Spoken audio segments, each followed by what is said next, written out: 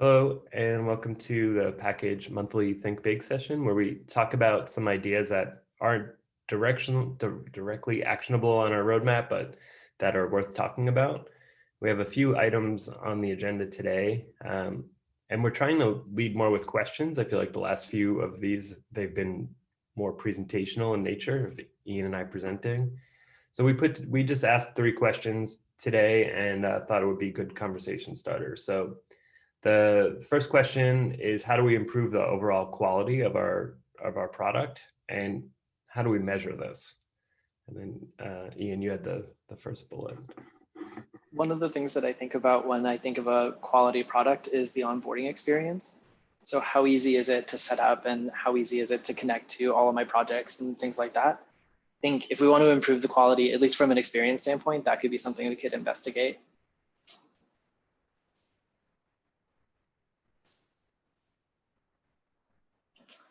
Cool. No thoughts on that?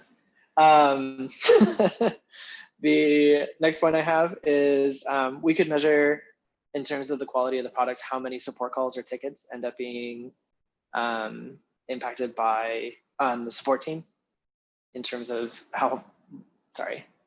struggling to get onboarded, if they're having issues, things like that, and start to measure how much we're growing compared to how many support calls do we get. You think that's a good metric? Because I've noticed we're getting a lot more support calls now, but we're just seeing more usage too. So it's hard to know if that's like the indicator that quality is high. We might be able to look at some sort of a ratio as well, like that's a good idea. like does the rate change? Like if we only have 10 users and 1 out of the 10 is opening tickets, does that scale to 10 out of 100?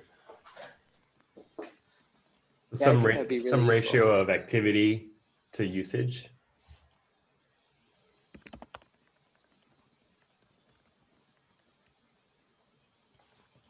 I feel like, I wonder if there's a way to, because like there's also, I see 2 different types of quality almost, where we have the, like, what is this package feature? Can I play with it and use it and figure it out?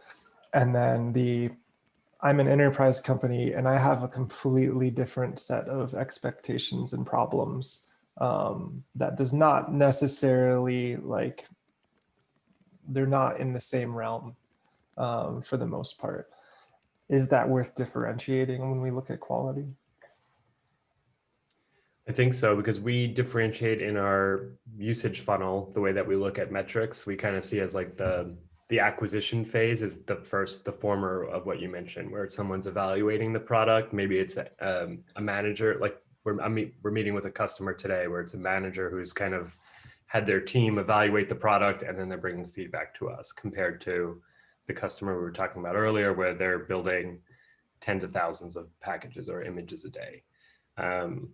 I think that's worth differentiating for sure. But well, once we have user level data, will we be able to tell that? We'll be able to see like how much activity a specific user or namespace has? Well, and I think the example I thought of was like thinking about support tickets. Like some support tickets are just, oh, you need to configure this differently, versus, oh, this is a complicated problem that like none of us understand yet. Like understanding like that there's maybe a different weight of impact of those different types of tickets or bugs that are opened up, and how would those weigh into measuring quality?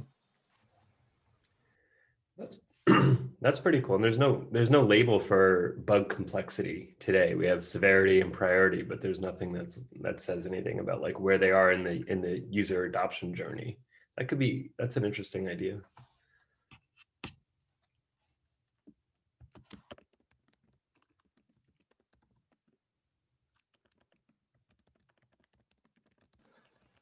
I do like what you mentioned about just like the onboarding experience in general. Like I feel like for me as a developer, that usually sells a product and their reputation to me. Was that first interaction super amazing, or did I struggle through it? First time experience has a lot of weight on how people view a product. And so I think looking at the onboarding is really important, but for package, it's uniquely important because we should be an invisible feature set. If everything in the package registry is working like it's supposed to, nobody comes to visit the UI, nobody should think about it again. So our biggest opportunity by a lot is going to be the onboarding. So if the onboarding is amazing as a focus, and then we're stable after that, we'll have a really good retention rate. At least we hope so. What are some products that you've used where you've been really impressed with the onboarding experience? Actually, I had a really good one where it was Netgear. And granted, though most of the application is designed for onboarding, but it very like naturally walked me through the process of this is how you install the modem, this is how you add the mesh network, this is how you set it up, all these things. And so it was just a soft entry. And I will probably never use the app again unless there's a problem, but I'm still going to remember that the brand had that good experience. And I think package is actually in a similar boat. I think here we really have two users, right? I mean, we have like, if you think about self-managed, there's admins who set up and use package registry, container registry, and then you have the people who actually consume the setup product. So there is kind of a two-tier of users.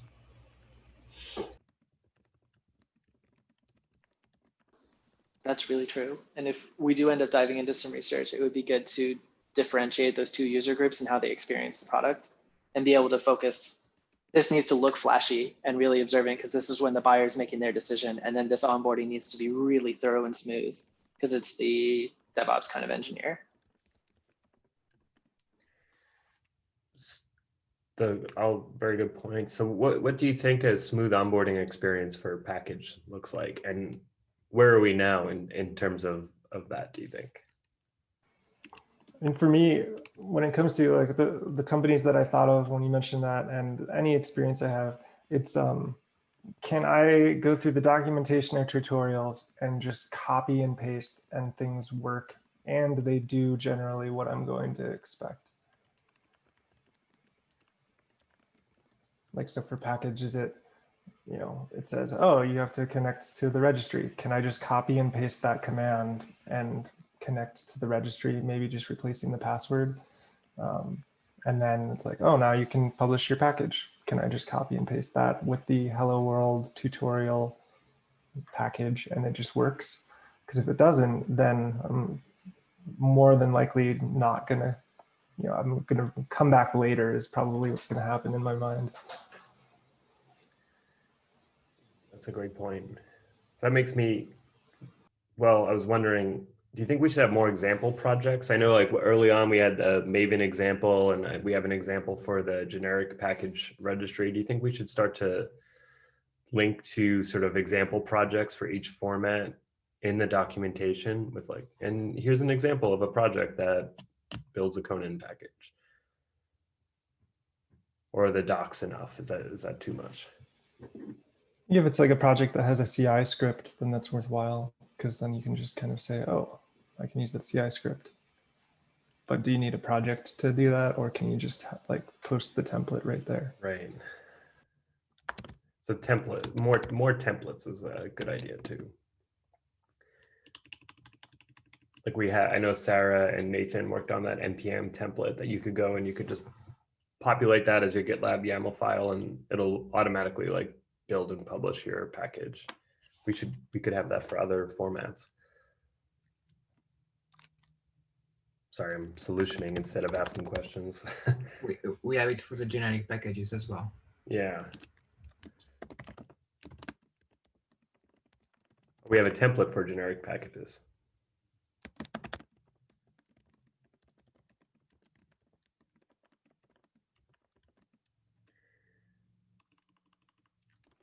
Another thing that came to mind, Steve, when you mentioned CI is maybe we could look at the way that GitLab package and CI actually interact with each other. And if there's opportunities to make that a lot easier. I've heard a couple of users bring in stories about how their setup files are just really large or really complicated in order to get their package registries to work just the right way. And so if they're using GitLab CI, I wonder if there's a chance we can make that way easier for them. That would be probably a cross-stage work with that team.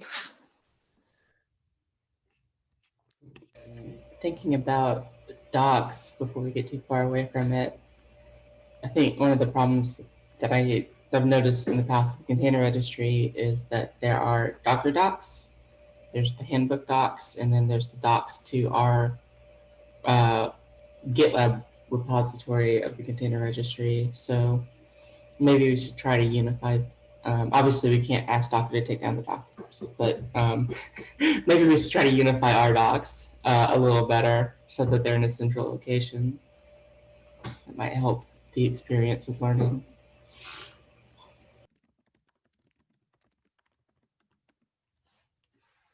Yeah, I like that idea. Ian, you meant when you were talking about easier to use CI, for examples, we just released or are about to release predefined environment variables for the dependency proxy. Is that the kind of thing that you think would be easier, like that sort of just help? Yeah, the more I'm almost leaning into like the auto DevOps world, where just the closer we can get to it being a one-line setting for them that's easy and just natural for everything, that would be ideal, instead of having to create these really complicated structures.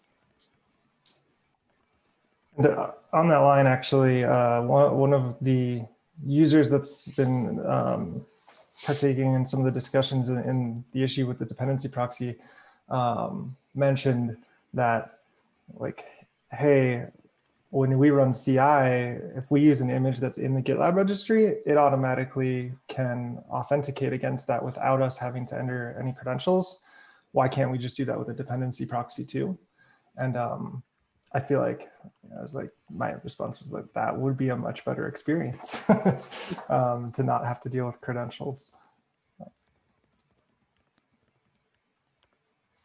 At all. Yeah. If we just knew, if we knew if you were running a pipeline that and you had access to that image, then you should have access to it. Right, or to that Docker registry to an extent. And I kind of feel like the same goes for packages, because we could identify, we know all of the package URLs start with, you know, like API/packages/npm or whatever. So we could say, if we see something like that, that's a GET request that looks familiar, can we just automatically allow that without necessarily worrying about them having to do the npm config within the CI file?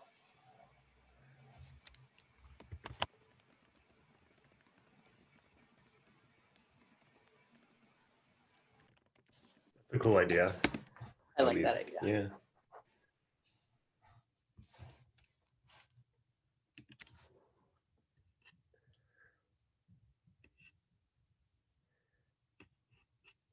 What do you think of our documentation? Do you think, well, Steve, you mentioned earlier that you really like when the documentation is clear and it works. Do you think that our documentation walks through that, or are there things that we can improve that we can learn from other services?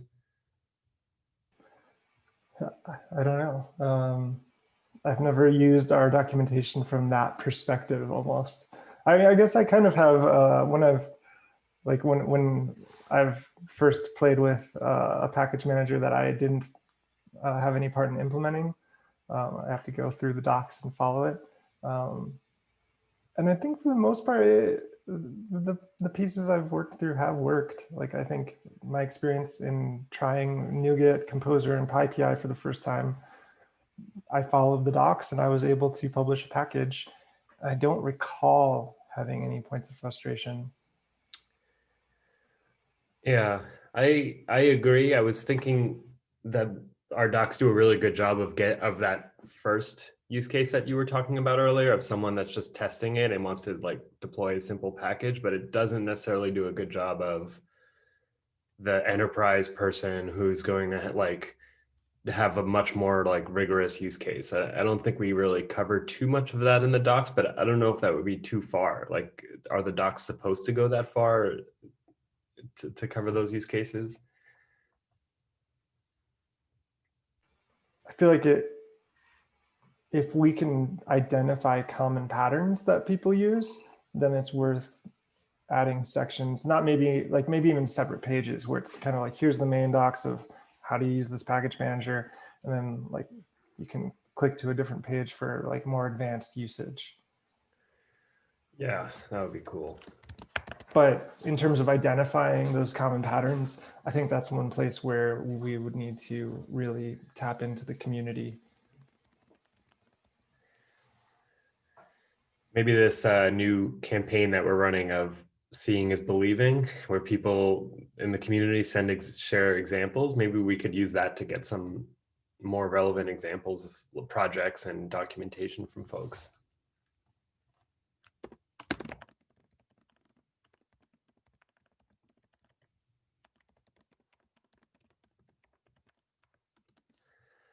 We were talking about quality and now we're talking about more advanced use cases. I think this is something that happened recently when I think David, you started creating the package factory and we started using like not just hello world packages, right? Like we're actually using packages that pull dependencies that are larger in size and things like that too, right?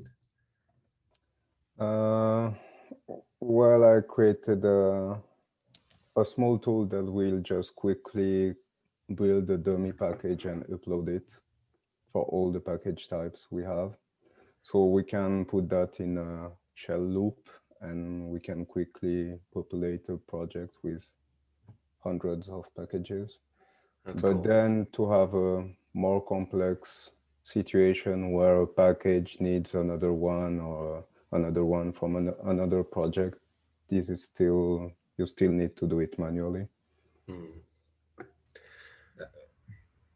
A good way to generate a lot of packages is to use the generic packages and a runner.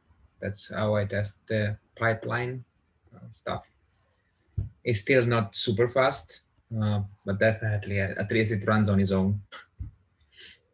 And it generates a real one, it's not a dummy one.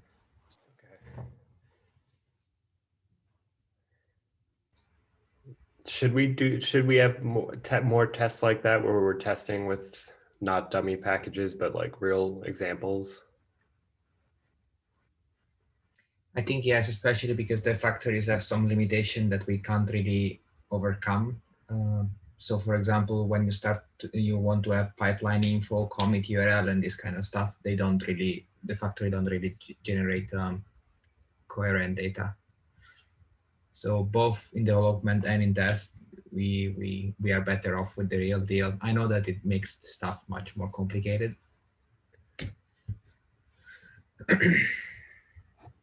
Okay. We could add that. Go ahead, David. Maven is a good example where when you upload a package, it's not a single upload request. It's actually, I think it's one get, an upload request, a second one, a third one, and a fourth one. And the order of all these requests are different if you are using Maven or Gradle. So that's the perfect example why we should need end-to-end tests so that we actually use the real CLI to upload packages or execute some commands, and we do have some real interactions with the backend. Should that happen in the code or should that happen in like an example project that runs pipelines like every day or once a week or something? To me, it should be part of the QA test suite so that it's always executed. And we did have a few bugs that went through our backend tests, but if a QA test setup like this existed, it would have been caught, but that was not the case. Okay, cool. Could open an issue for that for sure. And actually, now that you are talking about pipelines, we should duplicate all the scenarios and have all the same commands, but executed in a pipeline or by a CI job. I don't even know if we can do that in QA, in the QA tests, but that could be a really nice coverage. Including probably each testing like group, subgroup, project, deploy token, Axlex. Should we have tests for all of those things eventually, right? Yeah, I guess we have room for multiplying the number of tests we need. But yeah, you get the idea. Because Another thing. those tests from the QI suite are executed before creating a release. And so they really have a chance to uncover some nasty bug that we can't uncover with the other means we have to test the backend. Okay, cool. I can open Another that thing issue. that we should keep an eye out for is that the more info we start to pull in inside packages like pipelines, project and stuff, the more we complicated what we return, the more we can hit performance situation where we are fetching, I don't know, 10,000 pipelines for 10 packages and it starts to be an issue. That's a good point about performance and do we have any performance tests that we run regularly? Would that be a good idea to kind of have like a just consistently like once a n number of days or hours or something run some basic performance tests to make sure things are going okay, or does that seem redundant with other GitLab stuff?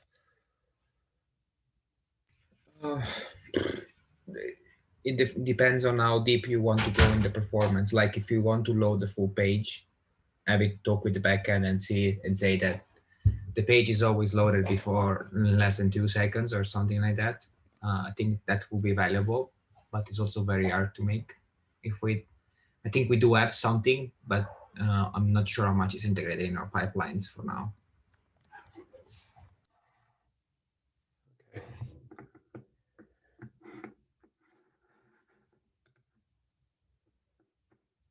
Anything else on quality or ease of use for getting set up or anything like that before we move on to the next topic, which is related to performance? Okay, so some things that came out of that, just to sum up, are definitely making the onboarding experience easier, making some templates, making sure the templates work in our documentation, maybe having similar templates for what we do for generic registry for other formats, and some maybe improved testing and performance testing. So the next question is, now that we're seeing increased adoption, how does a project with 10,000 or 100,000 packages change things? And then David, you had the first response. Is the question like how to manage all those packages? Yeah, and if there are any other concerns that come up, because for example, we saw that customer with 27,000 composer packages the other day, and I think for some customers that they have hundreds of thousands of Maven packages, for instance. And so I'm wondering, are there performance things that we need to address, or are there usability things that we should think about, or just, it seems like our circle of concerns has grown as adoption has grown. So I'm just trying to get to see if what your thoughts are on that. Well, to me, my first thought was for the cleanup policies. If you have that massive amount of packages, like 100,000 of packages, you need a way to clean them up or clean those that are not used anymore or they are too old. And this would improve the usability of the UI because you need to display less packages, but also keep the storage costs in check. Yeah, I agree with that. Are there any storage policies? Like, let's say you have 100,000, just using a round number, 100,000 packages in your project. Maybe not all of those are immediately relevant. Is it possible to have things like kind of in cold storage, or, you know, for things that are like over a year old or something like that? To archive them? Or archived, yeah.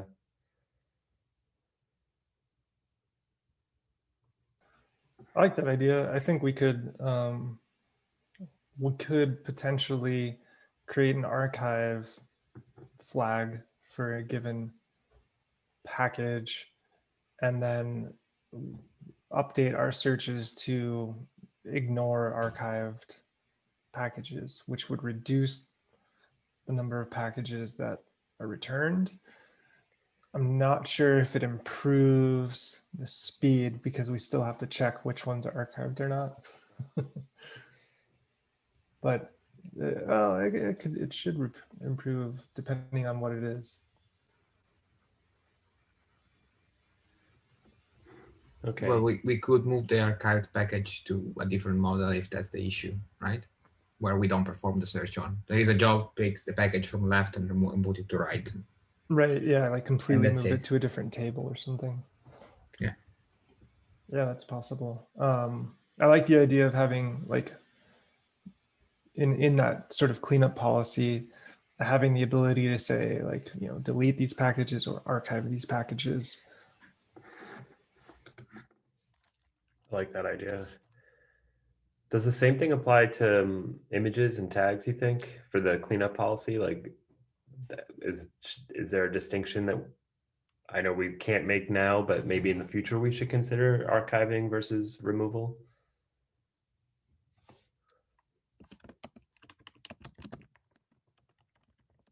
The only thing about archiving is that it doesn't save storage costs, right? Now for package that are a few bytes, this doesn't matter much, but I think we have some package format that can go up to gigabytes, Yeah. as we learned recently. So moving them to archive will still use that amount of storage.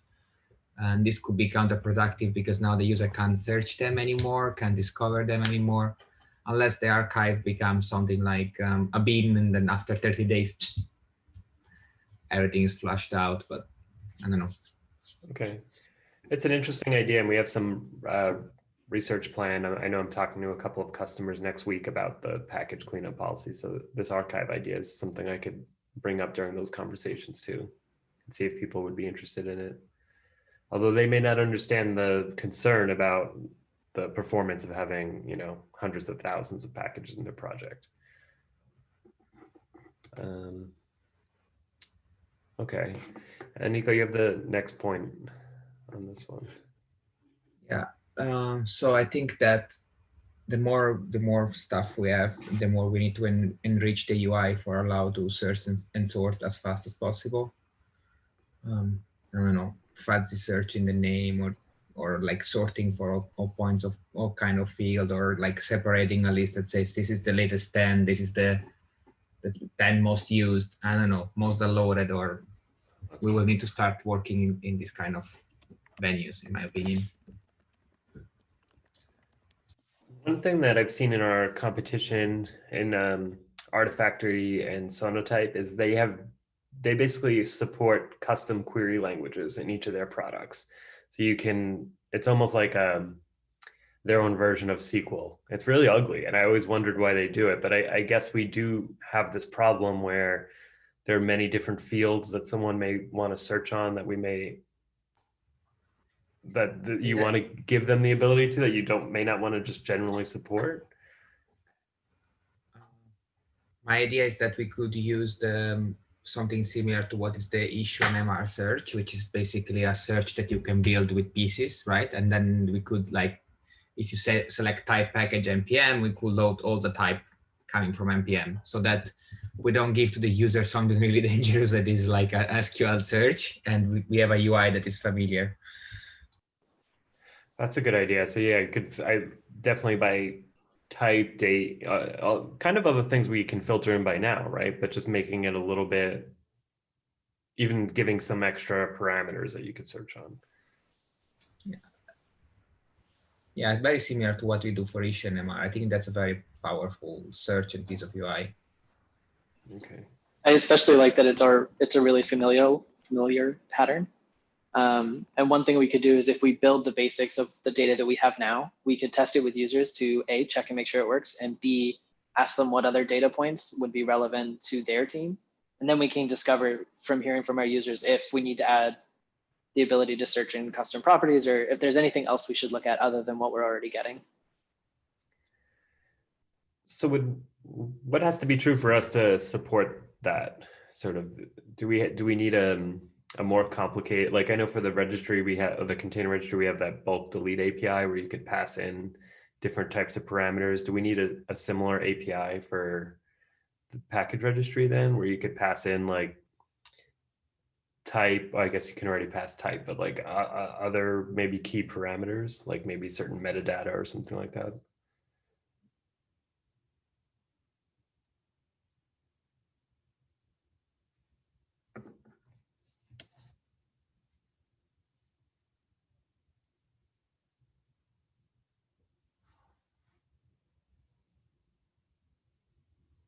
It's something to think about. But instead of a bulk delete, isn't better to go directly with cleanup policies, because they, a fancy bulk delete sounds to me like a cleanup policy, an unschedulable cleanup policy. Yeah, I think we want the cleanup policy, and I'm wondering, can the cleanup policy also be like search functionality? Like whatever we decide you can clean up a package on, you can also find a package based on that information. So well, I would say that you could find a package by more ways than you can delete it on. I guess that like right. One is a superset of the other, but in theory it could be the same, I think.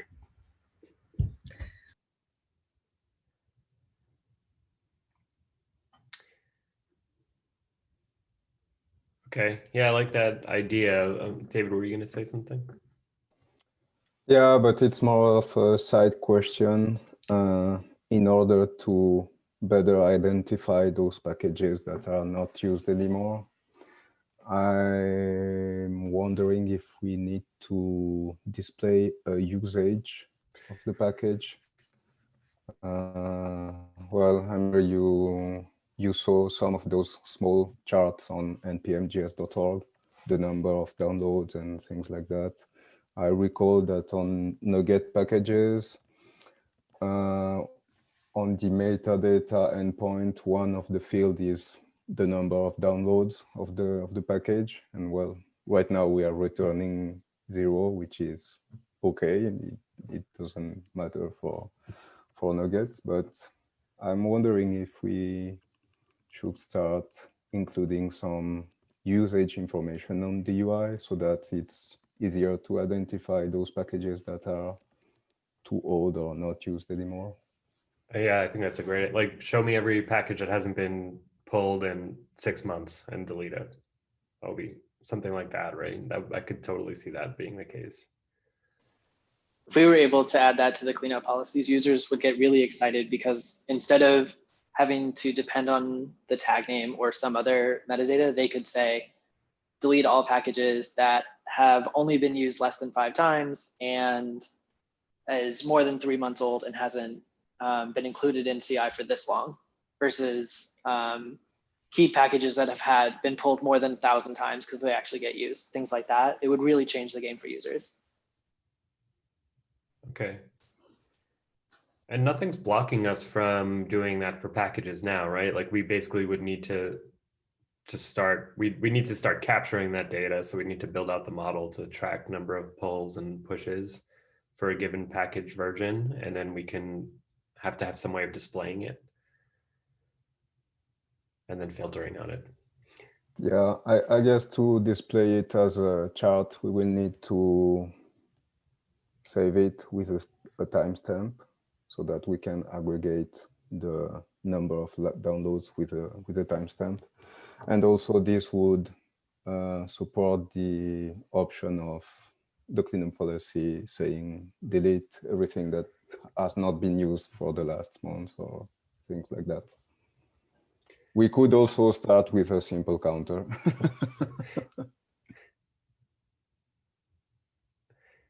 Okay, that's cool. And then Steve, you had the next comment on this. I think it's more of what we've kind of been talking about, where I was kind of noting that like some of the problems that we have run into when it comes to scale all revolve around the same like root problem of traversing an entire tree of groups and subgroups and all of the projects within the subgroups, checking permissions on each project in order to see if you have access to their packages, and then returning the package with pipeline data, with other data. That is an expensive operation. And we do that certainly in the UI, and then for a variety of different package manager commands, we do that. And I think David was chatting with me about one such command this morning. And I don't know if there's a way, like this is probably getting a little more on the technical side, but like finding a way to improve that operation so we don't continue to run into it as we expand functionality, because it's going to be a common pattern of we just need to get everything from all of the groups and subgroups.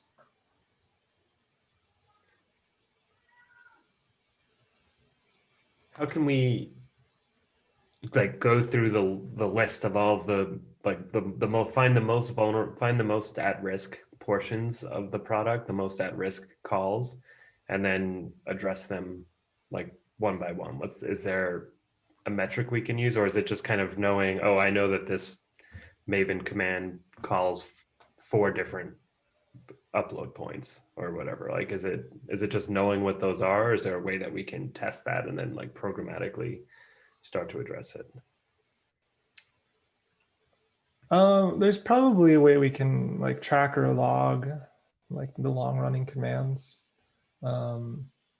Maybe I feel like we have some things in place where we identify like controller actions that take a long time. So we might be able to do something similar. I open an issue, or team open it, I don't recall, about NPM commands and their latencies or time to respond. And you can build that out of Kibana dashboards. And it was a Kibana chart with all the different NPM commands or endpoints. And I think it was the metadata endpoint that was having not that great response times. So there is something going on there. That could be a start. That's right. I remember that now. And the NPM was the one guilty party we found, right? It was out of the ones we tested. Or you tested. Sorry. Actually, I don't recall why I started with NPM. I guess I started with the most used package type. I don't know, but we could have a similar chart for the other types. Okay, cool. Well, we're almost out of time, but I really like, Ian, your last question. Do you want to just vocalize it and see if we can capture it? Sure. We are, by heading into the new year, planning some new research, and I wanted to ask if any of you had any questions you want to ask users, anything at all. So some of the smaller things we can squeeze into research we're already doing, or it could spur some research to be done. Nico, I think you had the first point. Yeah. So if the research is done on the container registry side, it would be good to see if they are going to notice the performance difference, and if they are going to notice that we reversed the order of the list recently, so that now the newest container image is the first on the list, not the last, as it was before. It will help us go, like, if this kind of stuff are perceived, or if just as transparent and like they need to search for the image, they go in the search and type the name and move on. Cool. Yeah, we can definitely do research on both of those. One thing I do want to call out is the asking them if they felt like it went faster. We can gather data on that question after going through a test, but it's really unreliable data. You're asking them to recall something they may not have done for a while, and so that could either dramatize their memory that it took forever, and so no matter what, it'll feel faster, or the opposite, it could just feel even longer because they're experiencing it just now. So I wouldn't trust that data as much. The reason why I'm asking is because the system itself is not faster, but there is a lot more caching going around. So it's slower at some point, and then it becomes faster. I can't really measure that with numbers. This is just how the user perceives the UI, right? Well, yeah, I can ask the question, how do you perceive it? After just going through this process, how do you currently perceive the rate of experience? And then we can judge that and use that as a baseline metric for whatever's next. That's a useful piece of data for sure. That was a good question. Steve, did you have the next point? Yeah, with regards to kind of what we talked about earlier with finding the more like advanced use cases to add to our documentation, maybe just asking like if users and customers would be able to share anything that they have that they like, you know, parts of their workflow, like how are they using it in a more advanced way beyond our docs. And even if it's just as simple as like, could they share their CI script or part of their CI script, and then over time we can collect them and kind of look for patterns that we can add to the docs. I could do that now. I could, because you know we're talking to people on issues all the time. I could just lead with that question. Can you share your script? Can you? And we could archive those somewhere and save them as long as they're like, you know, removed of any personal information, and that would be great. I love that idea. But maybe a separate some separate research too, to like talk to people. Like we know that there are n number of namespaces on .com that have more than 1,000 packages. We can talk to them and see like, well, okay, so how are you using it? What's your daily workflow?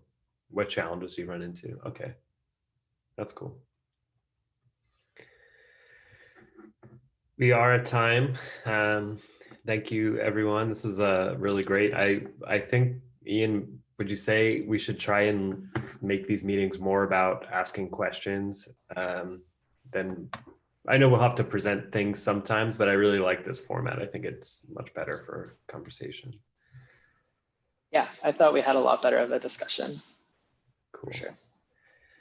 Well, thanks everyone. I'm going to stop the recording and head out, but we'll talk to you soon. And I have a few issues to open, and I'll label them with the ThinkBIG and share them in Slack either today or tomorrow. Thanks. Bye, everyone.